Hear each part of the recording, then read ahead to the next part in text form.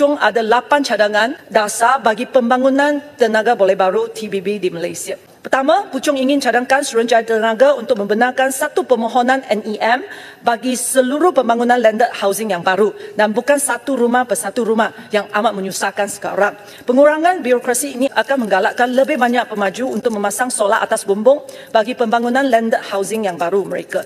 Ia juga akan membantu pemilik rumah baru untuk menjimat kos pemasangan solar atas bumbung dan terus mendapat penjimatan bil elektrik apabila mereka pindah masuk rumah baru.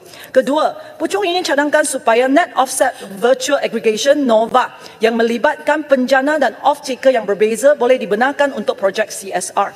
Sebagai contoh, sekolah kerajaan mempunyai bumbung yang besar dan boleh digunakan untuk menjana tenaga solar atas bumbung. Walau bagaimanapun sekarang semua sekolah tiada insentif untuk memasang solar atas bumbung kerana bil elektrik dibayar oleh kerajaan. Setiap penjimatan bil elektrik selepas pemasangan solar tidak dapat dinikmati oleh sekolah. Dengan mekanisme NOVA CSR yang dicadangkan ini, syarikat swasta boleh menjadi off-taker, di mana tenaga solar yang dijana oleh sekolah digunakan untuk offset bil elektrik syarikat ini secara virtual dan jumlah penjimatan bil elektrik tersebut didema balik ke sekolah. Dengan ini, sekolah boleh menjana pendapatan baru untuk kegunaan sekolah dan syarikat swasta boleh membuat CSR tanpa melibatkan satu sen pun. Ketiga, bagi Corporate Renewable Energy Supply Scheme (CRES), Puchong cadangkan supaya projek Third Party Access (TPA) boleh digunakan bukan hanya untuk permintaan baru iaitu new demand tetapi juga dengan consumer dan fasiliti yang sedia ada.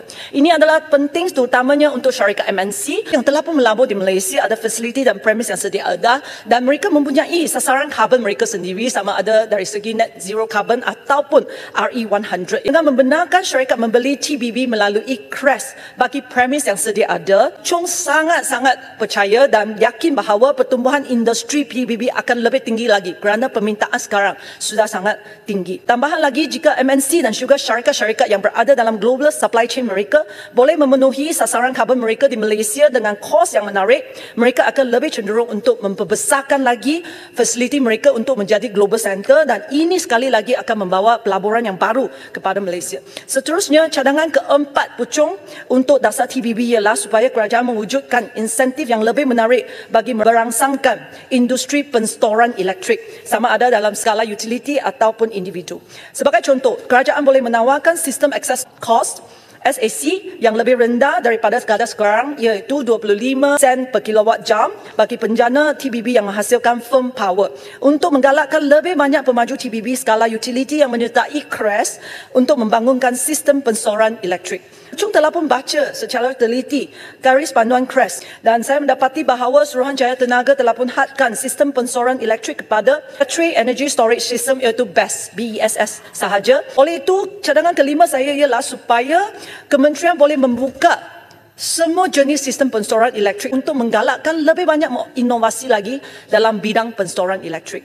Cadangan keenam Puchong ialah berkenaan supaya kerajaan perlu menawarkan insentif cukai yang lebih menarik dalam sistem penstoran elektrik. Saya baca laman web MGTCC sekarang, sistem BESS layak mendapat Green Investment Tax Allowance kita sebanyak 100%. Puchong cadangkan double tax deduction iaitu kita 200% untuk semua jenis sistem penstoran elektrik yang layak. Cadangan ketujuh dan ke-8 saya ialah berkaitan dengan pengeksportan TBB. Saya membaca bahawa projek perintis pengeksportan TBB ke Singapura melalui mekanisme Energy Exchange (ENEGEM) tidak mendapat respon yang diharapkan di kalangan pemain industri TBB. Saya sudah cadangkan di sidang yang lalu dan sekali lagi saya nak cadangkan untuk kerajaan menggunakan mekanisme TPA iaitu Third Party Access untuk pengeksportan dan pengimportan TBB ke dan dari semua negara supaya ia adalah lebih straightforward dan membolehkan perjanjian B2B yang berbeza. Cadangan ke-8 saya ialah supaya kerajaan boleh lebih proaktif dalam membina undersea cable untuk pengeksportan TBB ke Singapura.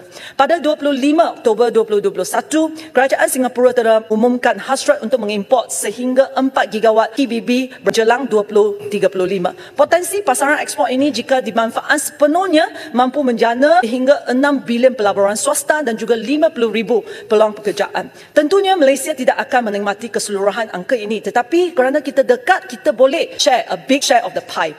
Oleh itu, saya ingin cadangkan supaya kerajaan lebih proaktif kita membina undersea cable untuk kegunaan pengeksportan pada masa depan.